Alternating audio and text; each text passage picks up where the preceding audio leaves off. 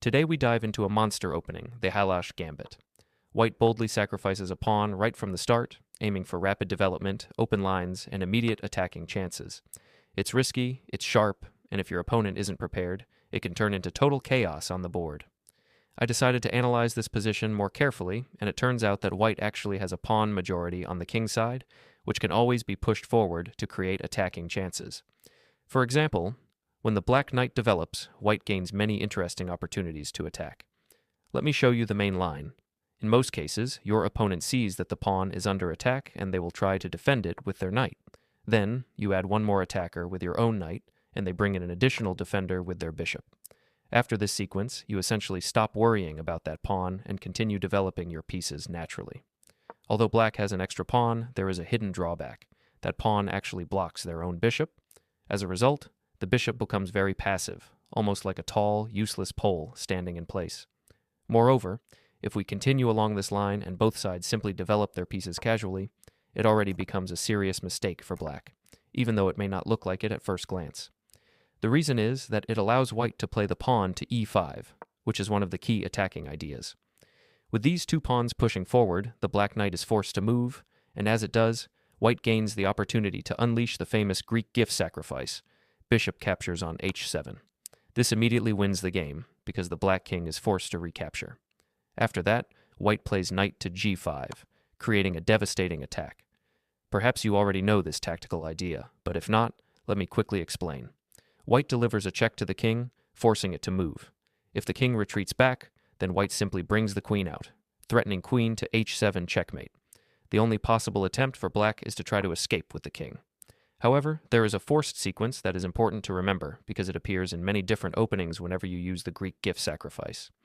Instead of retreating, white captures the pawn on f7, which is no longer defended by the rook, and the attack continues with full force. So, you continue with queen captures, and then you bring the queen back, keeping the pressure on the black king by delivering checks move after move until the checkmate is completed. I will show you some sidelines in just a moment, explaining what to do if your opponent deviates from the main line. However, I also want to highlight another main line, which is extremely exciting, because I discovered a move here that is truly brilliant. Now in this variation, black continues with standard developing moves. At some point, they may realize that instead of simply playing bishop to c5 to defend, they can also play bishop to b4, delivering check to your king. At first glance, this move looks very tempting for black. In response, you simply play pawn to c3, blocking the check.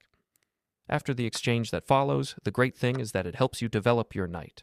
In most cases, your opponent will capture here, because if they do not, then at some point in the future you will likely jump with your knight to d5 yourself, counterattacking their bishop and seizing the initiative. So, black usually captures there, because the bishop has nothing better to do. At this point, what are their options? They generally do not want to bring the knight out immediately, since white can always push the pawn to e5 and chase it back. That is why black first plays pawn to d6. In response, white develops naturally with bishop to d3. The game continues with knight to f6 and then white castles. Now, as we already know, if black carelessly castles at this moment, white can immediately strike with pawn to e5. Once the knight is forced to move, white can unleash the powerful Greek gift sacrifice. Bishop captures on h7. This is a very common attacking theme that appears across many of these lines. So, let us take a step back. Instead of castling, black often tries bishop to g4, aiming to pin your knight and hoping this will slow down your attack or prevent you from jumping forward. However, their king is still stuck in the center of the board, and white's plan remains the same: to push the pawn to e5, open up the lines, and launch a direct attack against the king. Of course, this is not a completely forced sequence, but I want to show you something truly beautiful here. At this point, we attack the black knight. Now what can black do? They can either retreat with the knight, or they may try to capture something, taking advantage of the pin. In both cases, however, they are in serious trouble. Let us imagine they retreat. In that case, there is a brilliant line where white plays bishop to c4, attacking the knight twice. The stunning idea is that if the knight moves anywhere, whether to this square or another, you immediately sacrifice the bishop on f7. This is another common tactical pattern that forces the black king to step out. After that, you continue with knight to g5, which delivers check not only from the knight, but also a discovered check from the rook. The black king is forced to move, and now comes the real magic. Here I would give you 5 attempts to guess the correct move for white. Pause the video and think carefully. It is incredibly beautiful, but very difficult to spot. The most natural move for white would be queen captures on g4, simply winning the bishop. After all, the black king is completely exposed and white has a dominant position. However, that move is not a forced win, because the game still continues. Instead, there is a move that wins instantly, and it is so unexpected that it feels like a god-level idea. The best move in this position is not queen captures on g4, not queen to b3, and not any other standard attacking move. It is rook to f8. This is a complete shocker. At first glance, it looks like nonsense. Your queen is under attack, yet you do not capture anything. You simply give up your rook, apparently for no reason. But this quiet sacrifice is the winning move, and it completely stuns the opponent. The next variations are also quite amusing. For example, if black responds with queen captures on f8, you still do not recapture. Instead, you play queen to b3 with check. At first, it seems that black has plenty of defensive resources. Perhaps the knight can block, the bishop can block, or even the queen can step in. But none of these defenses truly work, because white simply captures each blocking piece one by one. All black is really doing is delaying the inevitable. In the end, it still leads to checkmate, and despite all of black's pieces standing around the king, they are helpless. With just 2 white pieces actively attacking, black is already completely defenseless. Now let us take it back and consider another possibility. What if black tries to capture the rook with the king? In that case, white still finds a beautiful idea.